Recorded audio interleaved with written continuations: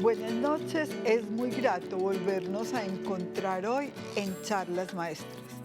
Estamos aquí, por lo menos yo estoy aquí porque hace un poco más de 20 años, dos líderes, pero especialmente dos ciudadanos, abrazaron la no violencia como proyecto, como filosofía, como método que debiera conducirnos a nosotros, conducir a Antioquia, conducir a Colombia a la paz. Ellos no están con nosotros, se fueron muy rápido, pero nos dejaron su legado. Y su legado nos dice unas cosas muy importantes. Para mí, la primera, la no violencia nace en el sujeto, que es capaz de mirarse a sí mismo y reconocer que en él todavía es violento, porque violencia no es solo un arma, violencia es agresión, violencia es exclusión, violencia es desconocimiento. Y nos enseñaron a mirar a los otros y a tratar de entender el lugar y la manera de ser de esos otros.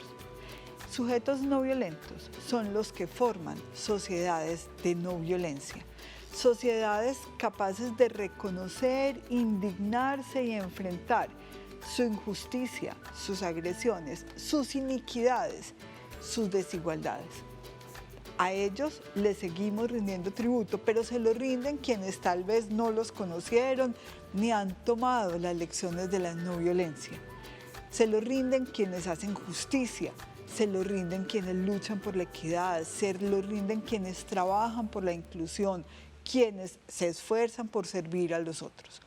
Hoy en Charlas Maestras nos acompañan una maestra, un maestro, que construyen caminos de no violencia en sus escuelas. Bienvenidos.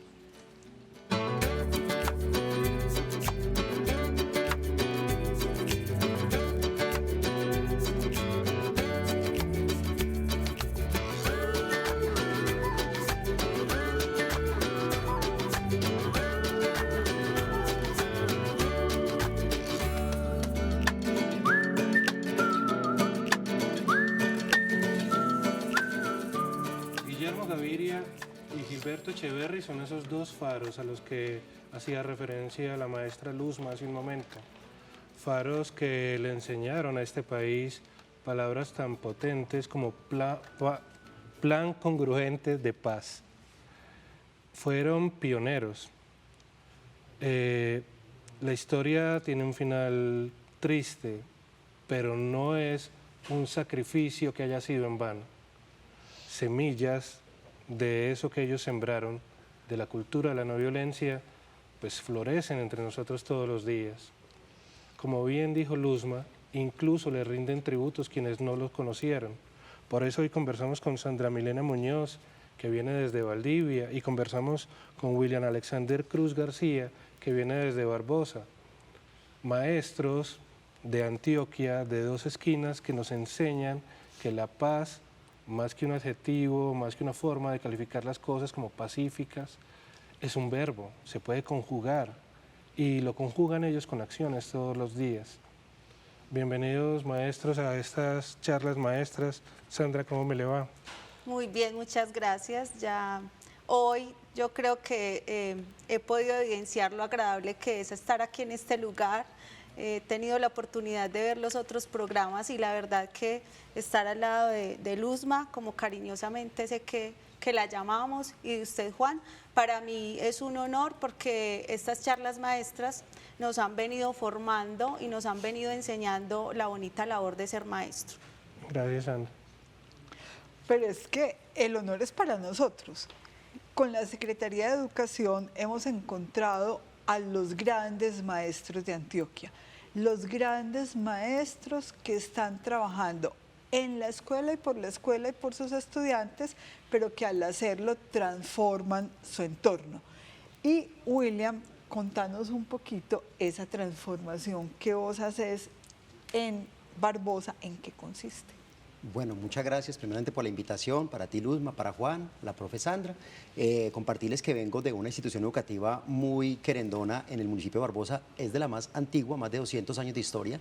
La institución educativa se llama Luis Eduardo Arias Reinel y viene construyendo procesos de paz a través de las relaciones interpersonales, con la renovación del manual de convivencia, con la implementación de los proyectos obligatorios, pero además con la inclusión de un proyecto de inteligencia emocional llamado El Emocionario, que precisamente pretende estimular los estados emocionales necesarios para garantizar la convivencia pacífica, que es algo muy necesario, y también para gestionar y regular lo que conocemos como emociones perturbadoras o emociones tóxicas, que también tienen todo que ver en las diferentes violencias que vemos en el día a día en las escuelas. Entonces venimos desarrollando un proyecto muy que se valora mucho, que tiene que ver con la vivencia diaria del estudiante, pero que también ha permeado la familia, porque el proyecto pues ha llegado a otras escuelas y también a los padres de familia. En un ratico vamos a desplegar completamente en qué consiste el emocionario, pero ya nos emocionaste con la primera mención, te digo. Valdivia es un lugar, como otros tantos de este país, que uno ha conocido en el mapa por las desgracias y por las tristezas. Eso no lo vamos a ocultar aquí. Nosotros no venimos aquí a decir mentiras. A nosotros, a mi generación, la violencia fue la que le enseñó geografía. Nosotros supimos que Bojayá existía, porque estallaron las pipetas de gas adentro de la iglesia. Si no, no sabríamos ni siquiera de Bojayá. Mucha gente afuera de Medellín supo de la Comuna 13 por la Operación Orión. Y así ha sido como la historia nuestra, la historia de saber los lugares a partir de las desgracias.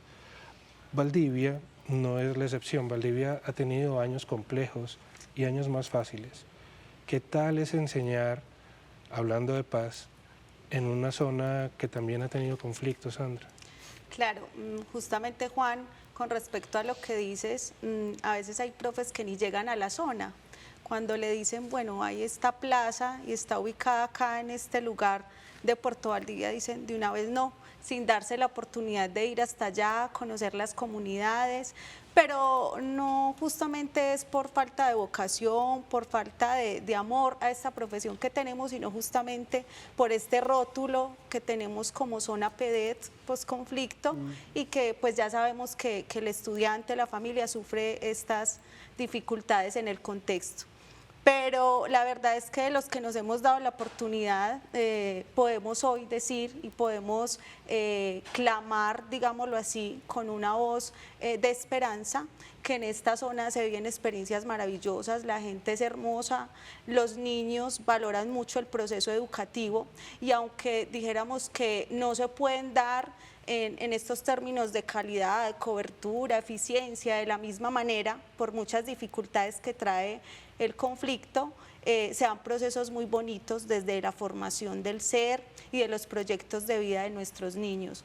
En la institución educativa rural Marco Arrojo, donde llevo laborando estos 2 años, trabajamos bajo un lema muy bonito, que es aprender conviviendo, es dar sentido a mi formación. Entonces la convivencia como un pacto de paz, como un pacto de poder estar con el otro y lo otro, porque además somos una institución que queda a orillas del río Cauca, claro, nos lleva y nos alimenta a formarnos también por el amor a la naturaleza. Yo tengo un profe que lidera un proyecto muy bonito en la institución que se llama GECOMAR, y desde allí entonces digamos que parten muchas situaciones sobre las cuales tratamos de mostrarle a nuestros niños, a nuestras niñas, a los jóvenes, que estamos en un territorio muy bonito, que hay que valorar y que hay que abstraer de él justamente lo que nos va a permitir formarnos desde esa parte personal y profesional, porque también tengo la dicha de escuchar a los profes que llevan mucho tiempo en mi institución, los profesionales que tenemos ya egresados del Marco Arrojo, que a veces creemos que solamente van a salir egresados de estas partes donde ya está la cabecera municipal, de estas partes donde está la ciudad, pero bueno, tenemos la dicha y la fortuna de tener muchos egresados que ya en estos momentos son profesionales y le están sirviendo bajo este lema, aprender conviviendo es dar sentido a mi formación, a la comunidad, sea la comunidad de Puerto o a comunidades aledañas. Entonces, bueno, trabajar en lugares como estos para mí resignifica también mi labor de maestra, porque no es lo mismo laborar como mi compañero, en un lugar donde de pronto él no puede vivenciar algunas situaciones del conflicto como las vivimos nosotros de cerca. No es un secreto, como usted dice, Juan, para nadie, que muchas veces el proceso educativo hay que pararlo porque otros entes entran a decir lo que hay que pararlo y no se puede pues como continuar con el proceso. Pero sin embargo, digamos que todo esto también hay que involucrarlo y hacerlo parte de ese proceso para que nos hagamos más fuertes. Los Los muchachos... los contextos. Una escuela nunca es ajena al contexto donde está. No, y yo creo que tenemos aquí dos profes con los que vamos a tener que desglosar el cómo se vive. Y una parte, William está en un contexto semiurbano, semirural, un municipio de transición, un municipio por el que pasan problemas, por el que pasan realidades y dijéramos como con la realidad que todos vivimos, que es manejemos las emociones, cómo nos relacionamos con lo que yo siento y cómo yo reacciono frente a distintos estímulos. ¿Qué es eso del emocionario y eso cómo funciona? Claro, el emocionario es una posibilidad de autoconocimiento, porque planteaba Daniel Goleman, quien es uno de los gurús de la inteligencia emocional, que la inteligencia emocional tiene 4 pilares, y la primera es que el estudiante o el individuo se reconozca a sí mismo. Entonces, plantearle a un estudiante que tiene que tener relaciones pacíficas si él está en guerra consigo mismo es muy complejo.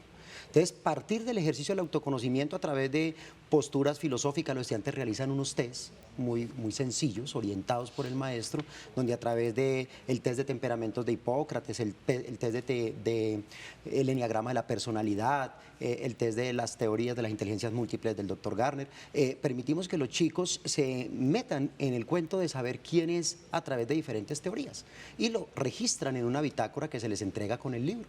Ellos van llevando un registro de su experiencia, mi temperamento es, mi personalidad es esta, tengo habilidades para esto, mi capacidad, yo soy más kinestésico que auditivo. En algunos, los chicos se reconocen a través de estos ejercicios de los test para darle paso a una inmersión en 42 estados emocionales.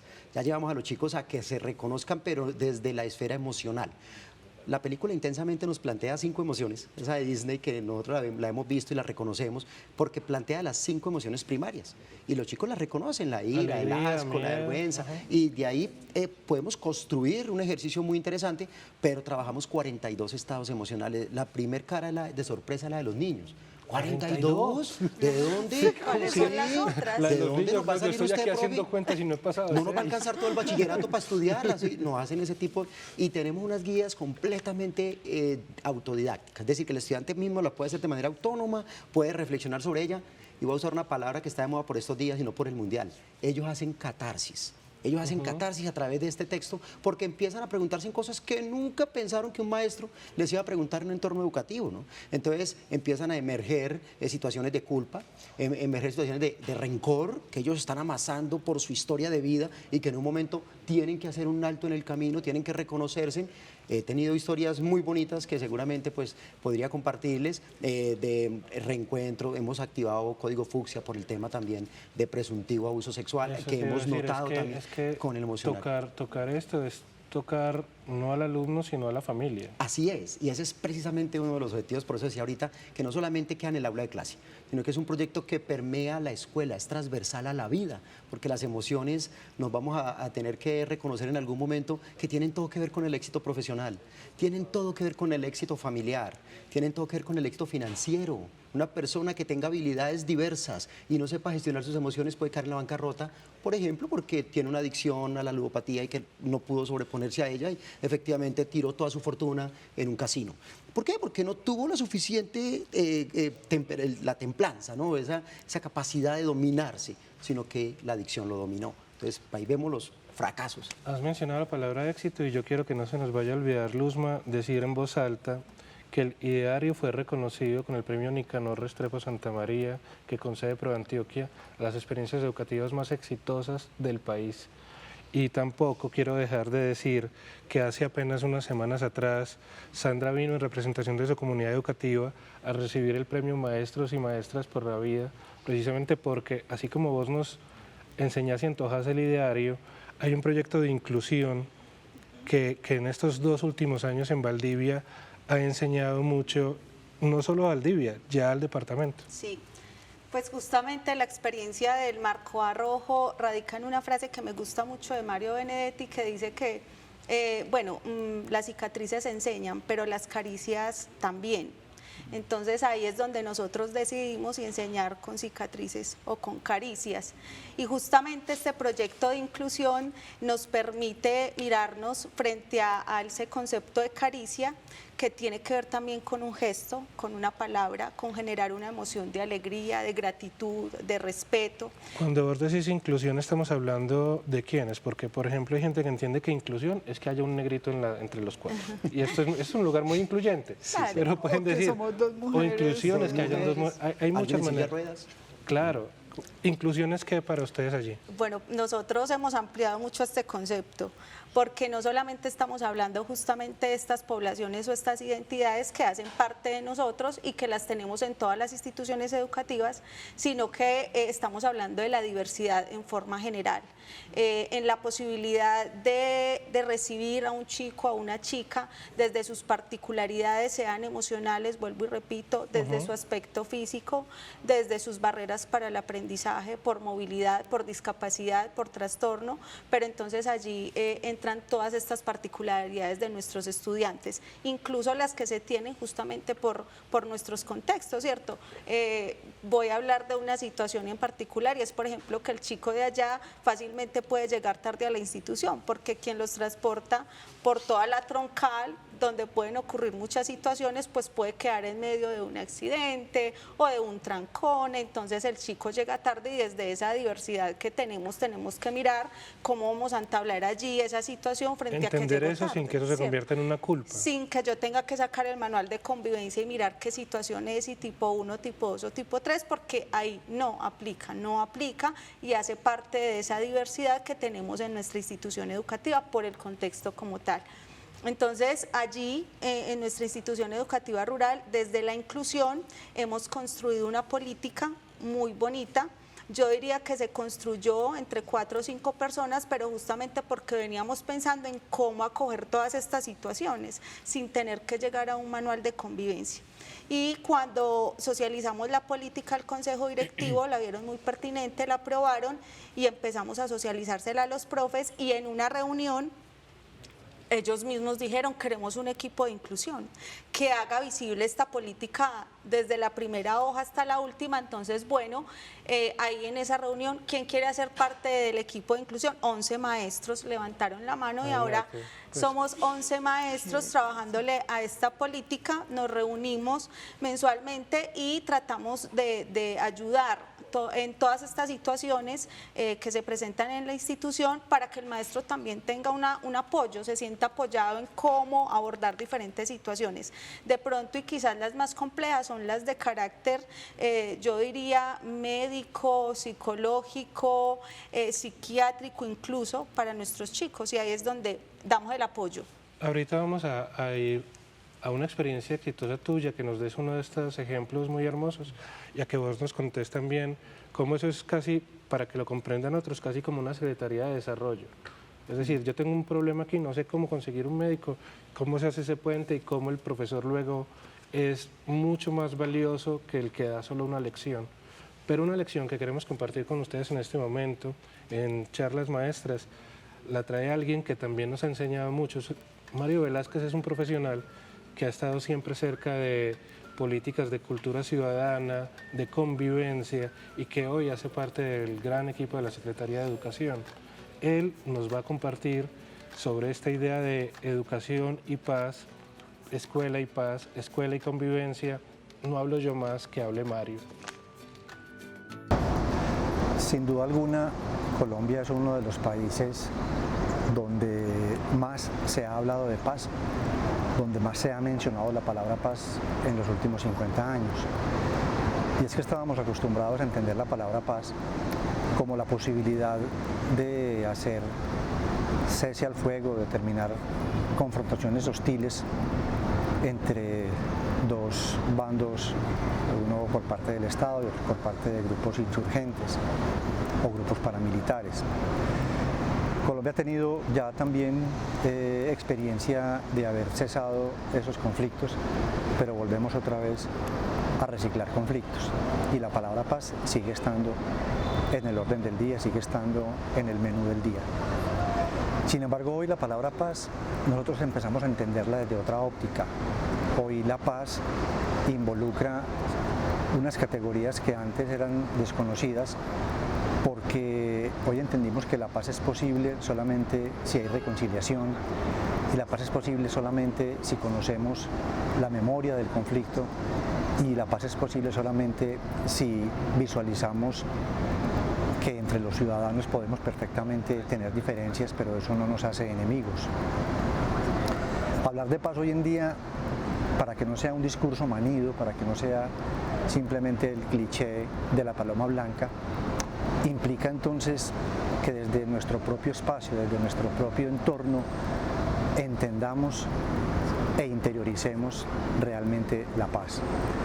No es solamente una paz espiritual de paz en el alma, no necesariamente es eso, aunque sí lo involucra, pero es primero un elemento de cuidarme a mí mismo, quererme a mí mismo y entender que el otro, con sus diferencias, con sus circunstancias, con sus dificultades, pero también con sus fortalezas, hace parte de mi mismo mundo, de mi mismo entorno. Cuando yo considero al otro desde su diferencia, pero lo considero como un ser humano al que tengo que cuidarlo, pues yo creo que estamos construyendo paz. El acto de cuidado fue el primer acto de humanidad. Lo primero que hizo humano al género Homo fue poder cuidar al otro, poder cuidar a su congénero. Eso tenemos que hacer hoy. La invitación hoy desde la academia, desde la sociedad, desde la política, desde la religión, desde la economía misma, es a que entendamos la paz como una construcción diaria, no como un camino de llegada, sino como un proyecto de vida, desde lo personal y desde lo comunitario. Esa es la invitación que este país necesita hoy, necesita escuchar, que independientemente de que haya conflictos latentes en diferentes focos del país o en diferentes focos de nuestro departamento, podamos seguir construyendo desde la reconciliación y desde la memoria el futuro de una sociedad mejor.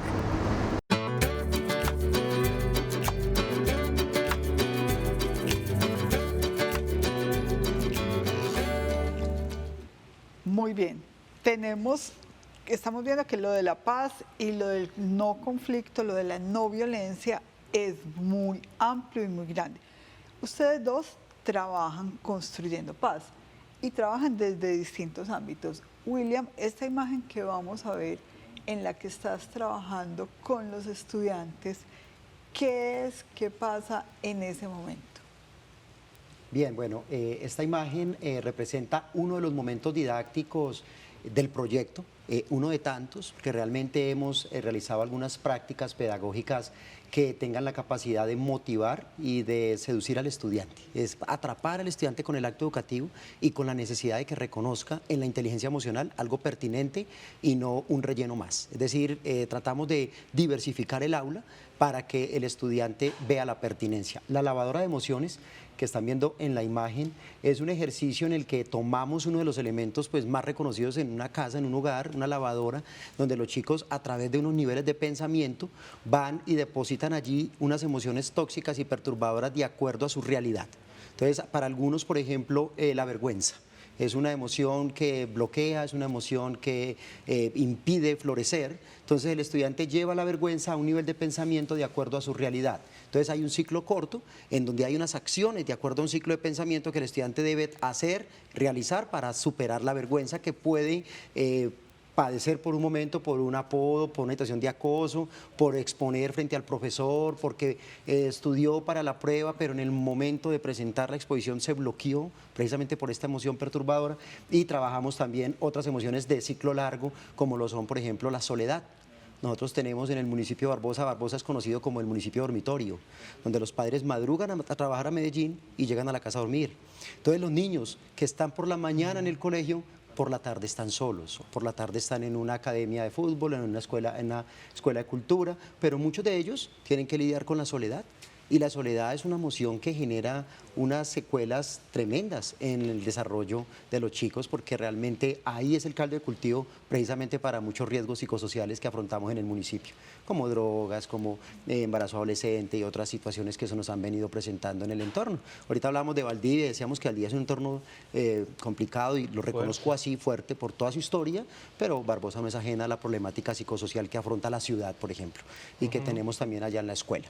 Entonces, la lavadora de emociones es una posibilidad para que los chicos reconozcan la necesidad de lavar a través de diferentes fases o a diferentes procesos del pensamiento, todas esas emociones que pueden ser perturbadoras en un momento de su historia de vida. ¿Y por qué no centrifugarla, según el caso, que es precisamente una actividad muy, muy creativa y que también los chicos han sabido recibir? Pero hemos hecho también otras actividades, driblo el cocodrilo, el termómetro de las emociones, un concurso de fotografía donde ellos sacan toda su creatividad y afloran esas emociones pacíficas que ayudan a la convivencia escolar. Muchas gracias, William.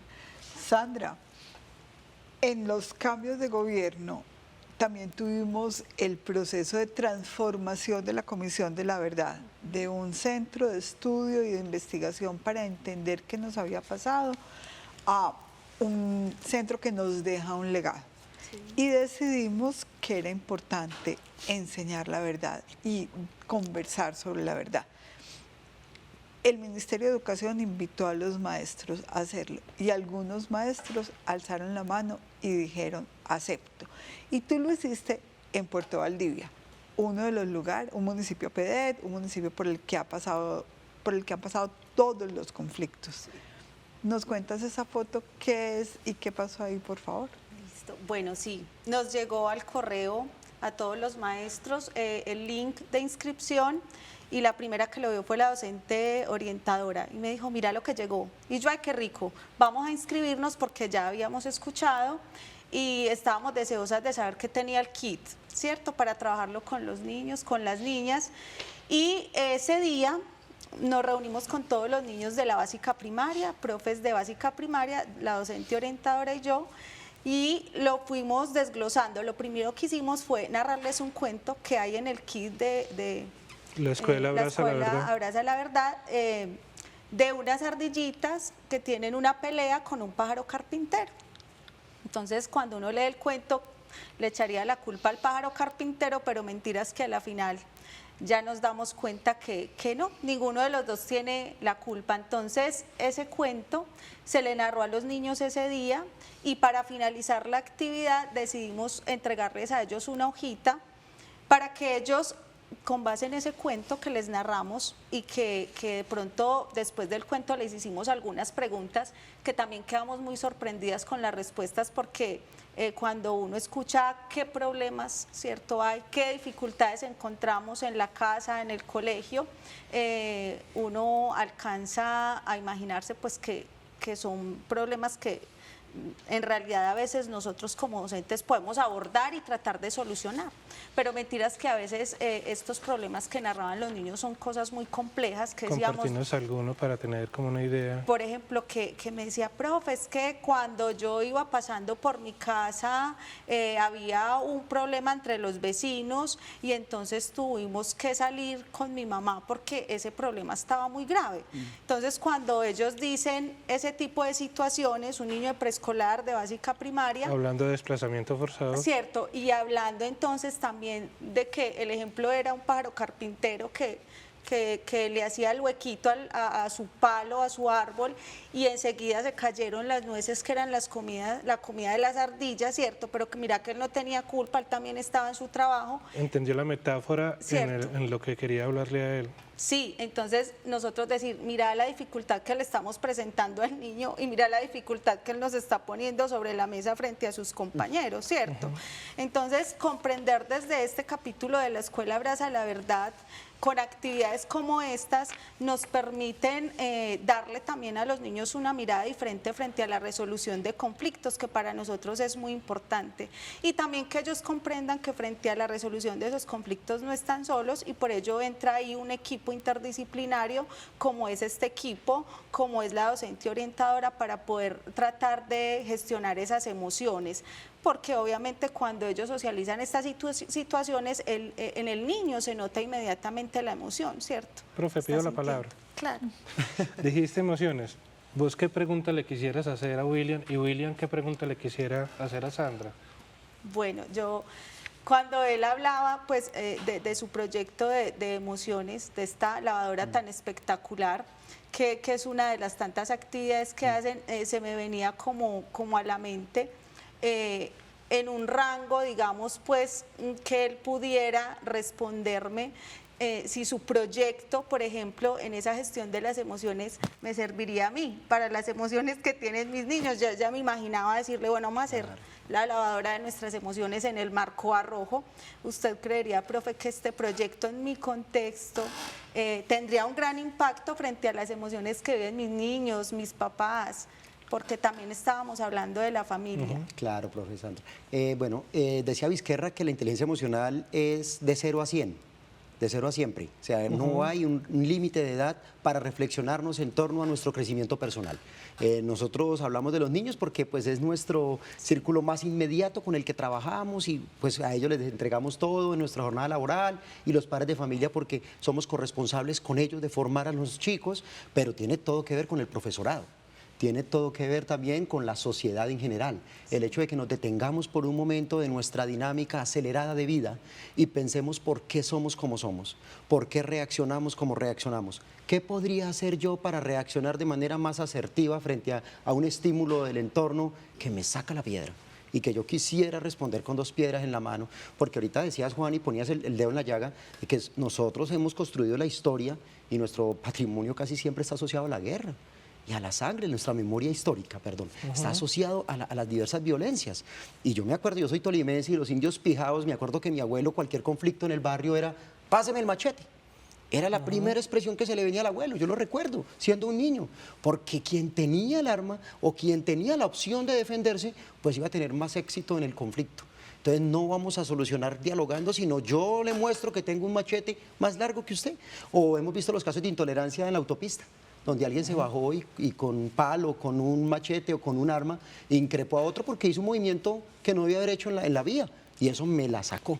Eso se llama inteligencia emocional, eso se llama sosegar emociones perturbadoras que me pueden llevar a un final poco feliz. Entonces nosotros estamos en una realidad cultural que yo le diría también a los padres de familia que me escuchan, que también son corresponsables de este ejercicio. Todos los padres de familia que me escuchan, porque si nosotros hacemos un esfuerzo en la escuela, la profe nos ha contado de unas acciones muy lindas, yo les estoy contando de otras, pero si de repente en la casa se viven escenarios de violencia o hay una pedagogía que tiende a solucionar las cosas con violencia, pues ahí es como querer parar la mesa en una pata. Nosotros necesitamos de todos los elementos de la corresponsabilidad, sociedad y Estado, escuela, familia, actores privados y públicos que contribuyan para que entre todos hagamos una mejor sociedad. Hay un latinajo muy viejo, año 323 de Vegecio, dijo, si vis pacem para bellum. Si quieres la paz, prepárate para la guerra. Y eso no hay algo más mentiroso que eso, porque la historia nos ha contado que la guerra solo trae más guerra, que no hay una solución en la guerra. Decía Gandhi y decían todos aquellos ojo por ojo y el mundo terminará ciego. Y el mundo quedará ciego. Nosotros no podemos trabajar con esos parámetros del si vis pacem, aunque en la teoría a veces parece que la tolerancia está un poquito en nuestra mente militarizada. Lo tuyo sí se puede aplicar. Entonces, allí. ¿Y qué pregunta? ¿Qué pregunta tenés para No, Sandra? precisamente, profe, como trabajamos en entornos tan distintos y ahorita parecía que había como una distancia, ¿consideras pertinente un ejercicio de emociones en un entorno como Valdivia, como Puerto Valdivia, donde claramente hay unas dinámicas psicosociales distintas a la del Valle de Aburrá? Claro, claro que sí, profe, y ahorita diste la respuesta, porque justamente aunque seamos contextos totalmente diferentes, las emociones no eligen ciudades, sí, son universales, no eligen pueblos, no eligen razas. Entonces yo diría que claro que sí, por eso yo decía, ¿qué impacto puede traer una práctica como la que hace el profe en su contexto, en el mío? Obviamente yo sé que las historias, lo que la ven allí será totalmente diferente a lo que acontece allá.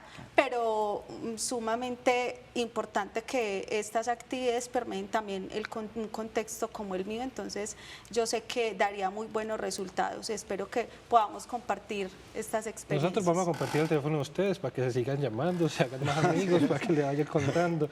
En un momentito más vamos a volver. Este programa, Charlas Maestras, es posible gracias a la Secretaría de Educación de la Gobernación de Antioquia. Charlas Maestras pretende que recordemos siempre esta frase y la pongamos en práctica, muchachos y muchachas. Escuela es cualquier lugar bajo el sol. Ya volvemos.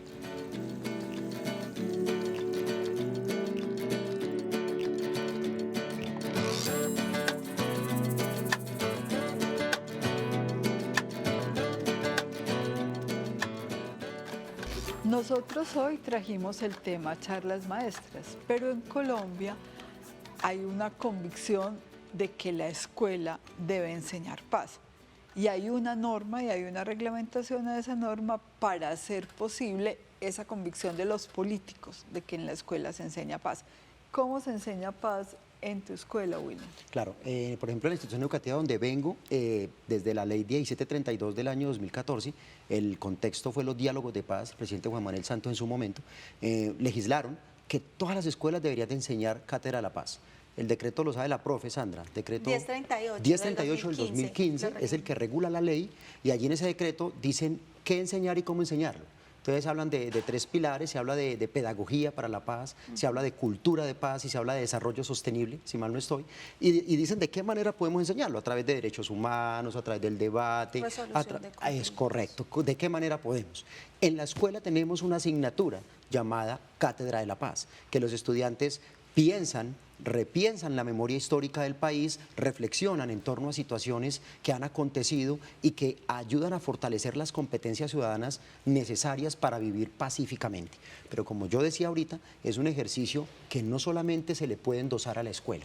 La paz es una responsabilidad de todos, porque empieza en el corazón, empieza en el interior de cada uno, ¿verdad? Y no como un ejercicio espiritual, sino como un ejercicio de convicción para mejorar nuestro estilo de vida y garantizar bienestar. Y no solo como una cátedra que uno gana o pierde, porque con eso no solamente se construye paz, aunque es muy importante que exista. Así es. La Cátedra de Paz, ¿qué tal va en Valdivia, en tu institución? Bueno, en el plan de estudios de la Institución Educativa Rural Marco A, la han acogido más que como una asignatura, digamos como un tema muy transversal. Entonces allí no está suelta digamos, del currículo como tal, del área de ciencias sociales, sino que por el contrario, todos los docentes estamos llamados desde el proyecto reglamentario Cátedra de la Paz a trabajarlo en las distintas áreas. Entonces, tenemos proyectos muy bonitos, como por ejemplo el Día de la Afrocolombianidad, y desde allí se trabaja Cátedra para la Paz, ¿cierto? Reconocer esa cultura, reconocer su comida, reconocer la forma en que se peinan, reconocer su música. Entonces es algo totalmente transversal y son situaciones muy bonitas que se viven a partir de esa Cátedra de la Paz sin que el estudiante diga saquemos el cuaderno de Cátedra de la Paz. Entonces creo que se ve bonito de esa manera y más en el contexto donde estamos, para que no nos limitemos como a dar temáticas que desde la historia yo sé que el docente de ciencias sociales las aborda, sino que también sea transversal para todas las demás áreas. Y para que sea cotidiano, yo quisiera que nos contaran muy breve un ejemplo o una historia del emocionario, un caso en que ustedes ayudaron a un alumno que tenía una necesidad específica. Ayúdennos, inspírennos. No, claramente, no. Yo tengo una historia muy particular y tiene todo que ver con la pregunta que me hacía ahorita la profe Sandra, y tiene que ver con el libro físico. Lo entregamos en el contexto de la pandemia. Se entregó en un kit y ese kit pues llevaba no solamente el texto del emocionario, sino que llevaba el texto de matemáticas, llevaba unos jueguitos lúdicos, otras cosas, un kit. Pero el kit se le entregaba solo al acudiente, al padre de familia. El padre de familia iba, reclamaba el kit, firmaba, yo recibí el kit, queda la evidencia. Y resulta que el kit a un estudiante de grado 11 se lo reclamó la abuela. La abuela de María José fue por su kit y lleva allá. Un día le pido el emocionario para hacerle seguimiento al ejercicio de las emociones y me dijo que el texto nunca le había llegado. que la abuela se enamoró del texto, que empezó a trabajar, lo pintó la mandala, realizó las guías. Entonces yo inicialmente no le creí porque me costaba, pero usted no me estará diciendo mentiras como para legitimar que el perro se le comió la tarea. No, no, realmente la abuela sí nos compartía que ella había quedado con ese libro, que le gustó, que realizó las guías, que la señora acercando a los 70 años. Y me pareció muy particular el hecho de saber que un texto sencillo, realmente es un texto de la simpleza, que permite que las personas piensen y repiensen su condición emocional, haya cautivado a una persona a la tercera edad y que haya permitido pues reflexionar en torno a ello. Y Ahí queda un reto, y es que ese texto debe estar circulando para todos, o ahora preguntamos cómo muchos aprendemos del emocionario. Pero Sandra nos debe contar esa experiencia. Bueno, la experiencia de nosotros con respecto al equipo de inclusión, digamos que ha tenido momentos muy bonitos, pero también momentos que han sido muy retantes, como cuando iniciamos enviando a nuestras familias a los servicios externos y que ellos consultaran con el médico las diferentes situaciones. Cuando empezamos a hacerle esta sugerencia a los padres de familia después de las valoraciones pedagógicas, las caras de los padres de familia, pero profe, ¿usted cómo cree que yo voy a ir a desplazarme a la cabecera municipal o a Medellín a una atención médica? Entonces, bueno, empezamos a mirar qué hacíamos y la primera vez literalmente nos tocó hacer una vaca entre los profes y decirle, mamá, vea, aquí están los pasajes de ida, de venida, para que usted pueda lograr ese servicio médico. Entonces, digamos que experiencias como estas a nosotros nos han permitido también ir a mirar que otros entes se pueden unir y bueno, hemos encontrado una ayuda también con la comisaría de familia que ahora nos permite y nos ayuda también a direccionar esto desde las IPS para que nos colaboren con estas familias, ¿cierto? Que no tienen esa posibilidad económica y que siendo así sería muy difícil para nosotros seguir mejorando o tal vez fortaleciendo esa parte en los estudiantes que a veces no se puede justamente porque no conocemos las raíces de sus problemáticas y de sus dificultades. Entonces, por ejemplo, esa fue la primera experiencia que vimos y la verdad la cuento y si la tuviéramos que hacer, yo sé que contaría con los mismos profes para hacer la vaca y que nuestras familias puedan tener esa atención médica que no es tan fácil en mi contexto, no es fácil. Muy tremendo. Paz es una palabra que se escribe con otras. Solidaridad es una de esas que hace posible escribir la palabra paz. Maestra, yo sé que usted tiene una pregunta por ahí guardada para estos dos muchachos. Sí, y les pido algo y es que tratemos de responder corto porque luego quiero que le respondan una que Juan ya medio les contó. Perfecto. Yo he visto mucho que estos dos maestros, otros también, han cambiado el lugar de la conversación en la escuela. Ustedes escuchan mucho. Una práctica muy usual en no violencia es ponerse en los zapatos del otro. Es tratar de entender el otro, qué es lo que vive. Más que ponerse en los zapatos del otro, es escuchar y ver al que me es ajeno. A ustedes como maestros, ¿qué les ha significado eso? Que el alumno tenga la palabra, que el alumno hable, que el alumno les diga.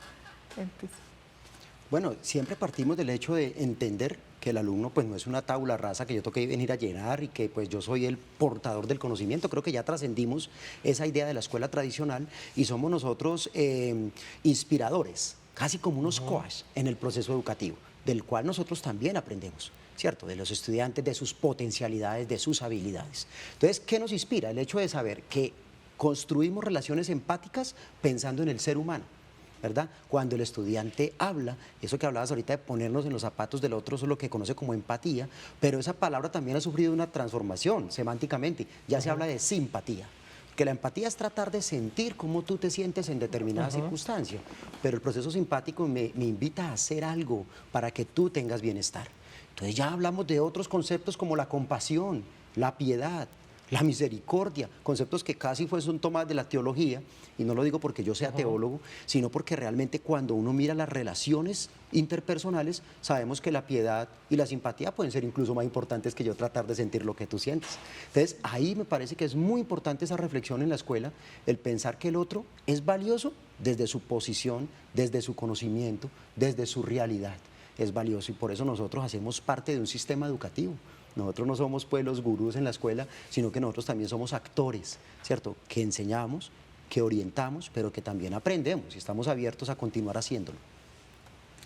Bueno, en el Marco Arrojo es espectacular escuchar a los estudiantes porque primero que todo, como no tenemos muchas aulas, nos tocan una banquita que da al río el Cauca, entonces allá yo sé que Los mis escuchamos profes, a ellos y al rumor del río. sí, entonces sé que mis profes ahí se estarán acordando que cada que un estudiante nos busca para hablar con él, tenemos que ir inmediatamente a la banquita de cemento, a esta vista tan maravillosa que tenemos.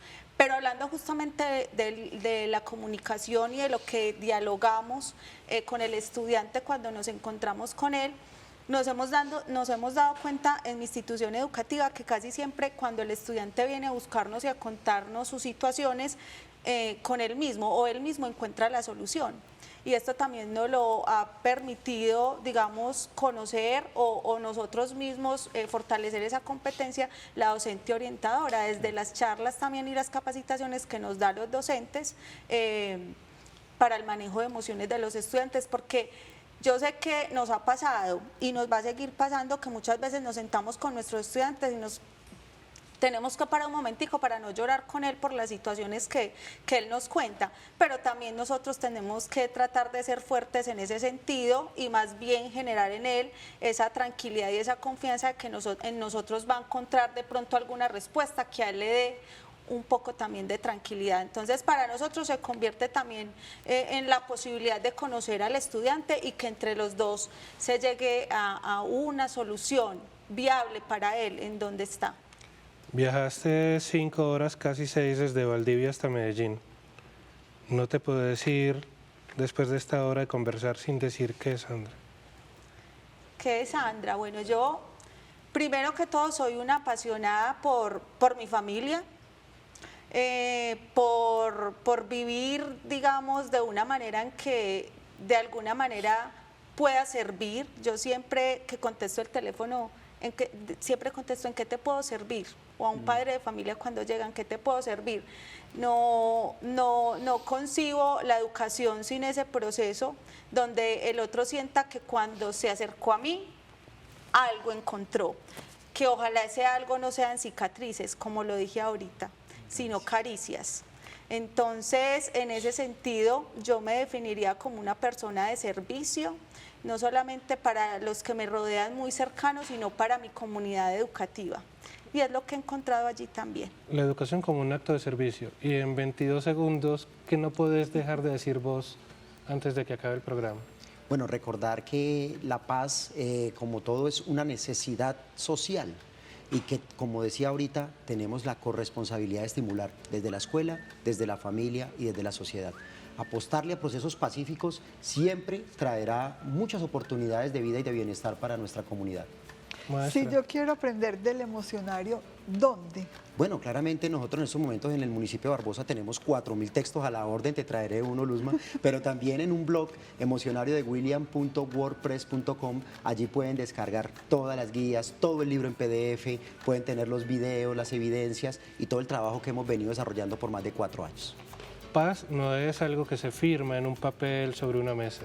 Paz es algo que se vive cotidianamente y no hay que ser un monje, sacerdote o santo para llegar a la paz.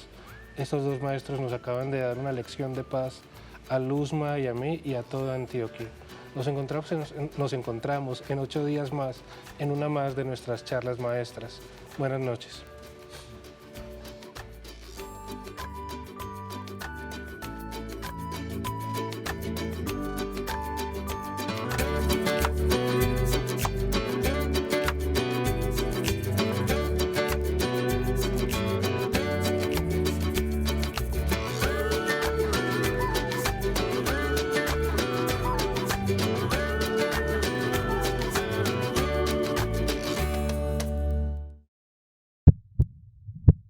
Unidos. Gobernación de Antioquia.